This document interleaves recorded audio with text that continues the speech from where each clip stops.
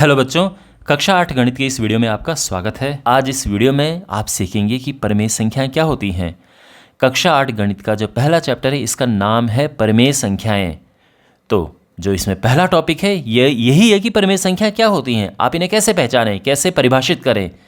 तो ये सब आप इस वीडियो में सीखेंगे और इसके बाद जो बाकी टॉपिक्स इसके हैं वो भी आने वाले वीडियोस में कवर होंगे। सभी के लिंक आपको डिस्क्रिप्शन बॉक्स में और कमेंट बॉक्स में मिल जाएंगे।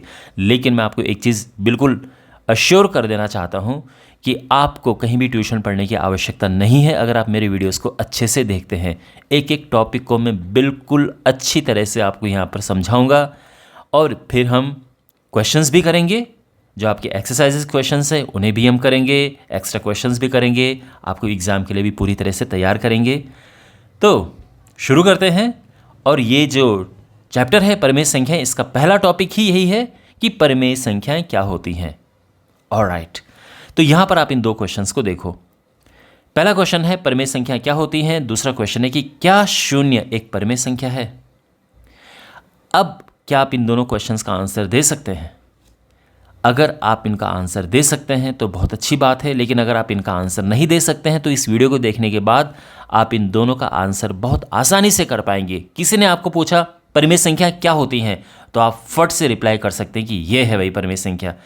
कोई अगर पूछेगा कि -2/5 क्या परिमेय संख्या है और है तो क्यों है, तो आप एक सेकंड में उसका रिप्लाई आराम से दे सकते हैं कि ये परिमेय संख्या है और ये इस वजह से परिमेय संख्या है।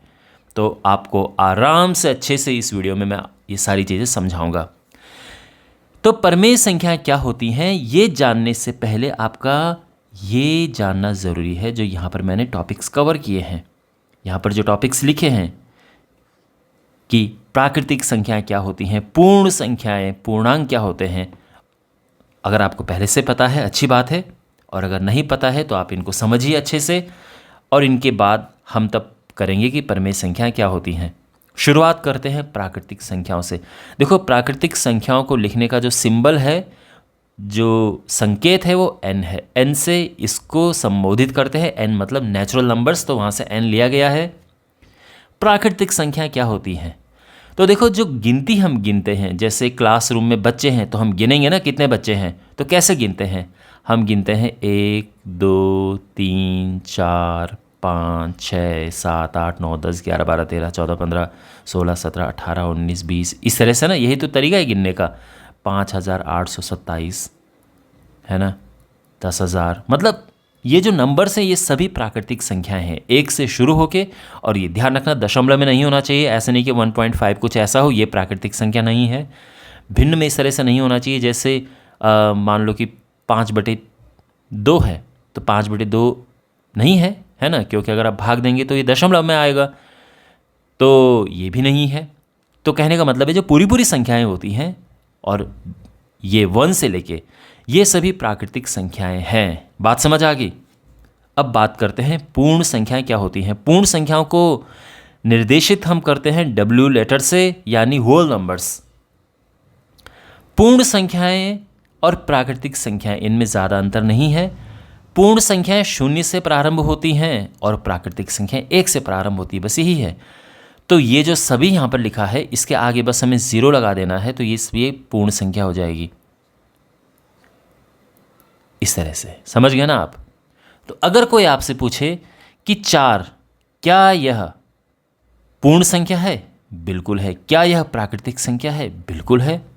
तो 4 पूर्ण संख्या भी है, प्राकृतिक संख्या भी है। क्या 0 प्राकृतिक संख्या है? प्राकृतिक तो नहीं है, हाँ, पर यह पूर्ण संख्या ज़रूर है। तो क्लियर हो गया ना? ठीक है। अब इसके बाद हम बात करते हैं पूर्णांक की। तो देखो, पूर्णांक का सिंबल तो है Z। अब पूर्णांक होते हैं 3 प्रकार के। तो यहां पर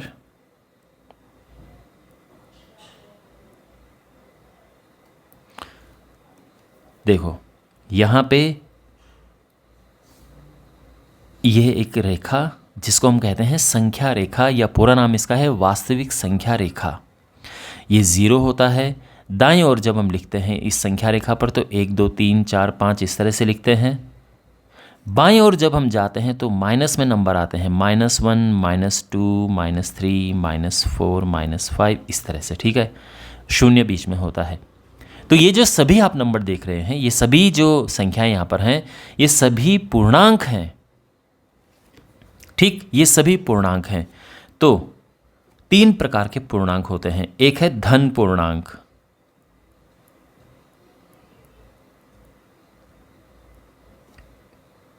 इसका जो सिंबल है उसमें प्लस लग जाता है जेड के ऊपर छोटा सा। और ये क्या है? ये वाला हिस्सा है। अगेन यहाँ पर पॉइंट में नहीं होना चाहिए, ठीक है। तो 1 2 3 4 5 6 7 8 9 10 ये सभी जो हैं ये धन पूर्णांक हैं। फिर आता है शून्य पूर्णांक। तो शून्य पूर्णांक जो है वो शून्य है, तो शून्य भी एक पूर्णांक है, ये ध्यान रखना। उसके बाद आता है ऋण पूर्णांक।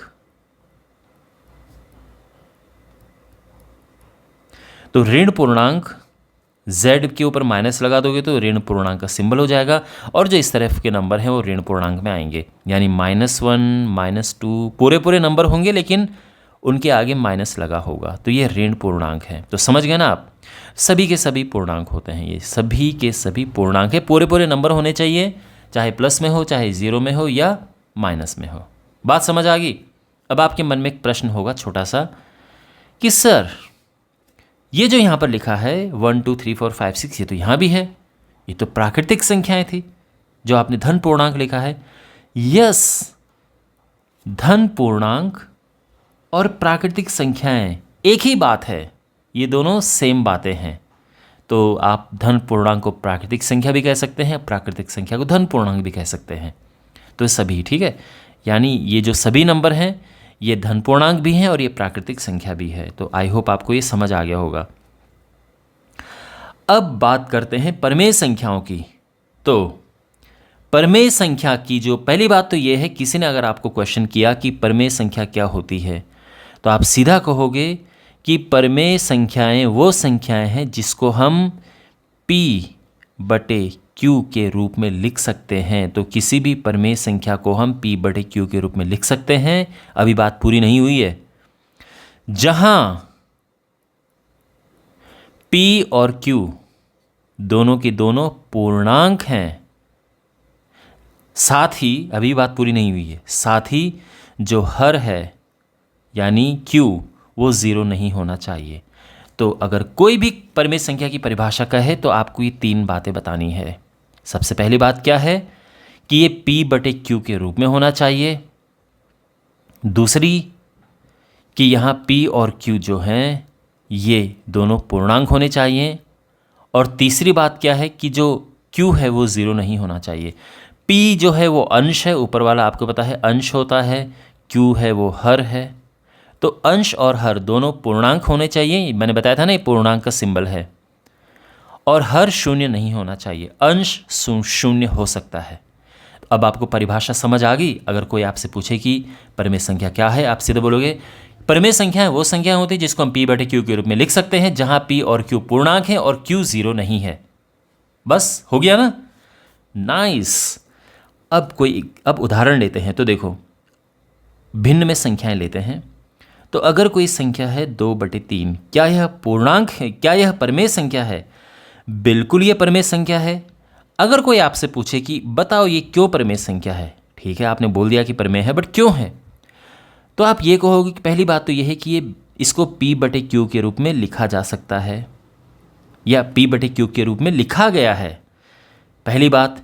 दूसरी बात यह है कि P और Q यानी अंश और हर यानी ऊपर और नीचे ये दोनों के दोनों पूर्णांक हैं, क्योंकि यहाँ पर 2 और 3 दोनों के दोनों पूर्णांक हैं।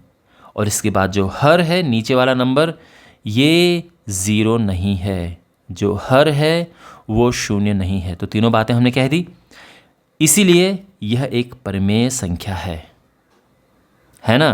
तो बस अब आपके पास एक अच्छा आंसर है। कोई किसी भी संख्या को अगर कोई कहना चाहे, पूछना चाहे कि बताओ क्या ये परमेय संख्या है और है तो क्यों है, तो आपके पास आपका सीधा आंसर होगा। आपको बस ये चीज़ें बतानी हैं। Got it? अच्छा, और उदाहरण लेते हैं। -4/5, क्या यह परमेय संख्या है? बिल्कुल है। क्यों? पहली बात, इसको P और P/Q के रूप में लिखा जा सकता है। दूसरी बात, जो P और Q है यानी जो हमारे यहाँ पर -4 और 5 हैं, ये क्या हैं? ये पूर्णांक हैं। और तीसरी क्या शर्त होनी चाहिए कि जो Q है हर, यानी जो कि 5 है, वो ज़ीरो नहीं है। हर ज़ीरो नहीं है, शून्य नहीं है हर, इसलिए यह एक परिमेय संख्या है ना। अब अगर कोई आपसे क्वेश्चन करे कि क्या √3/2 क्या यह एक परिमेय संख्या है, आप कहोगे कि यह परिमेय संख्या नहीं है। क्यों नहीं है? क्योंकि इसमें देखो परिमेय संख्या में क्या है, देखो भिन्न के रूप में दिख तो रहा है, बट इसमें ऊपर नीचे जो हैं, इसमें दोनों के दोनों पूर्णांक होने चाहिए। और आप सीधा कहोगे कि जो √3 है यह पूर्णांक नहीं है, इसीलिए यह परिमेय संख्या नहीं है। ठीक है, ओके। इसके अलावा अभी बहुत सारी चीज़ें हैं, यानी जैसे 1.5 है, क्या ये परिमेय है या नहीं है, यह भी आप सीखेंगे। तो ये सब मैं आपको बताऊंगा, ठीक है। बहुत सारी चीज़ें अभी आपको सीखनी हैं। अच्छा, वापस इनमें आते हैं। यहाँ पर जो मैंने 3 प्रकार की संख्याएं ये लिखी थी, यानी प्राकृतिक संख्याएं, पूर्ण संख्याएं और पूर्णांक, ये संख्याएं क्या होती हैं? तो ये संख्याएं माय डियर, ये परिमेय संख्याएं होती हैं। तीनों की तीनों, ये भी परिमेय है, ये भी परिमेय है और ये भी परिमेय संख्या है। इनमें से कोई भी संख्या आप उठा लो, वो सभी परिमेय संख्या है। तो अब प्रश्न वही है कि चलो भाई, आपकी बात मान लेते हैं, ये परिमेय संख्या है, बट क्यों है? तो कोई नंबर लेते हैं, हमने ले लिया 5। आप जानते हैं 5 ये प्राकृतिक संख्या भी है, ये पूर्ण संख्या भी है और एक पूर्णांक भी है। 5 हमने ले लिया। क्या यह परिमेय संख्या है? बिल्कुल है। तो मैंने अभी आपको कहा था कि ये परिमेय संख्या है। क्यों है? क्योंकि इसको हम 5/1 लिख सकते हैं। आप जानते हैं ना, कोई भी संख्या अगर उसके आप नीचे 1 लगाओ तो उस पर फ़र्क नहीं पड़ता है ना। आप समझ रहे हैं ना बात को। अगर मैं मान लो कि -4 है, अगर मैं इसको लिखता हूँ -4/1 तो भी इस पर फ़र्क नहीं पड़ता है ना। अगर यहाँ पर मैं लिख रहा हूँ 0, तो 0 को भी मैं 0/1 लिख सकता हूँ। किसी भी संख्या के हर में, डिनोमिनेटर में अगर हम 1 लिखते हैं तो उससे उस संख्या का मान नहीं बदलता है। तो कहने का ये मतलब है कि 5 को 5/1 लिखा जा सकता है। इसका मतलब ये है कि यह परिमेय संख्या है। क्यों परिमेय संख्या है? क्योंकि ये सभी शर्तें पूरी करता है। पहली बात तो ये है कि इसको हम P/Q के रूप में लिख सकते हैं। दूसरी बात ये है कि जो P/Q यानी अंश और हर जो हम बात कर रहे हैं, वो यहाँ पर एक तो 5 है और दूसरा 1 है ना। ऊपर नीचे एक 5 और एक 1, और ये दोनों के दोनों क्या होते हैं?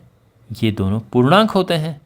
और तीसरी क्या शर्त होती है कि जो नीचे नंबर है वो जो कि 1 है, वो 0 नहीं होना चाहिए। तो नहीं है ना 0, वो तो 1 है। तो तीनों शर्तें पूरी कर रहा है ये, इसलिए यह एक परिमेय संख्या है। तो यहाँ पे जो ये नंबर है 5/1 जिसकी मैं बात कर रहा हूँ, यह P/Q है ना। इसको P/Q के रूप में लिखा जा सकता है। तो इसीलिए अब यहाँ पर क्या यह परिमेय संख्या है? तो आप कहोगे, देखो अगर आपको डिटेल में आंसर लिखना हो ना तो बहुत सारे स्टेप्स आपको लिखने पड़ेंगे। मान लो कि क्वेश्चन ये आए कि यह परिमेय संख्या क्यों है, मतलब आपके पास क्वेश्चन ये आएगा कि -4 क्या यह परिमेय है, और परिमेय है तो क्यों है। तो आप इसको सबसे पहले लिखोगे इस तरह से, फिर आप कहोगे कि हाँ -4 एक परिमेय संख्या है। तो हाँ -4 एक परिमेय संख्या है।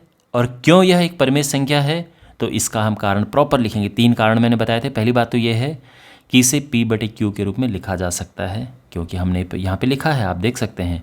दूसरा कि P और Q ऊपर नीचे जो हैं वो दोनों पूर्णांक हैं। और तीसरा कि हर 0 नहीं है, नीचे जो नंबर है वो 0 नहीं है। अब इसकी बात करते हैं, क्या यह परिमेय संख्या है? तो देखो 0 को 0/1 लिख सकते हैं, और इसमें बिल्कुल यही पॉइंट आएंगे कि हाँ यह परिमेय संख्या है, क्योंकि इसे हम P/Q के रूप में लिख सकते हैं। दूसरा कि 0 और 1 दोनों के दोनों पूर्णांक हैं। और तीसरा जो हर है वो ज़ीरो नहीं है। भाई ऊपर ज़ीरो हो सकता है, ऊपर वाले के बारे में नहीं कहा गया है। नीचे ज़ीरो नहीं होना चाहिए, तो नीचे ज़ीरो नहीं है ना, यस, इसलिए एक परमेय संख्या है।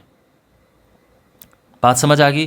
तो अब मैं उम्मीद करता हूँ कि कोई भी अगर इनमें से संख्या आ जाएगी तो आप आराम से उसके बारे में बता सकते हैं कि क्यों वह एक परमेय संख्या है। और अब बात करते दशमलव संख्याओं की। तो दशमलव में जो आपके सिलेबस में संख्याएं हैं वो सिंपल इस प्रकार की संख्याएं हैं जो रुक जाती हैं। जैसे 1.5 मैंने लिख दिया है, 0.0001 कोई संख्या है, 3.14 ये एक संख्या है। क्या यह परमेय संख्याएं हैं? बिल्कुल हैं। जो दशमलव रुक जाते हैं वह परमेय संख्याएं होती हैं। क्यों? अब क्यों का आंसर तो हमें बताना होगा ना, क्यों का आंसर हमें करना होगा। तो हम क्या करेंगे कि ये जो संख्याएं हैं इसको भिन्न में बदल देंगे, जो कि बिल्कुल मुश्किल काम नहीं है। मैं उम्मीद करता हूँ कि आपको पता होगा। जो पॉइंट है उसकी जगह पे हमें लिखना है 1 और उसके बाद जितने डिजिट होती हैं उनकी जगह पे हम लगा देते हैं 0। तो कर दिया हमने। और अब आप भी समझते हैं कि ये परमेय संख्या है। क्यों है? पहली बात तो ये है कि ये P/Q के रूप में है। दूसरी बात ये है कि ये जो नंबर है P और Q, ऊपर और नीचे, अंश और हर, ये दोनों के दोनों पूर्णांक हैं। और तीसरी बात ये है कि जो नीचे नंबर लिखा है यह 0 नहीं है। तो जो हर में नंबर लिखा है जिससे हम Q कहते हैं वो 0 नहीं है।